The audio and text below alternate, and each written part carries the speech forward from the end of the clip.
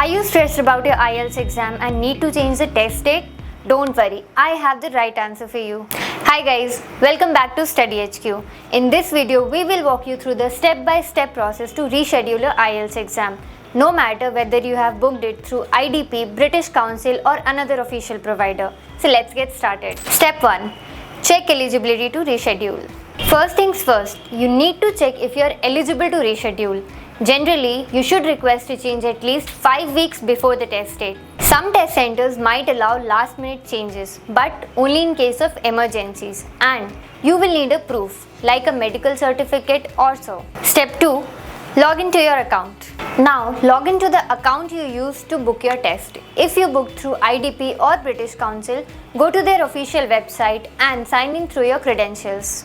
Once logged in, head to the text booking history or manage booking section. Step 3. Look for the rescheduling option. Here you will find options like transfer, reschedule or change test date. Click on that to start the process. Step 4.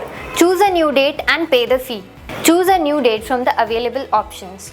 Keep in mind that rescheduling isn't free. You have to pay a fee. The amount varies depending on your test provider and location. For example, IDP charges between $25 to $40 in most countries. Step 5. Get confirmation. Once your request is processed, you will get a confirmation email with new test details. Make sure you double check the date, time and location. Special cases, medical or technical issues. If you are rescheduling due to a medical emergency, you will need to provide a medical certificate within 5 days of the original test date. In such cases, you might get a refund or a fee transfer. And for online test takers, if you are facing any technical issue, contact the test provider immediately. And before you go, here are some quick tips. Always reschedule as early as possible to secure your preferred date. Double check your email for confirmation. Reach out to your test center if you are unsure about any part of the process. I hope this video helped you understand how to change or reschedule your IELTS exam.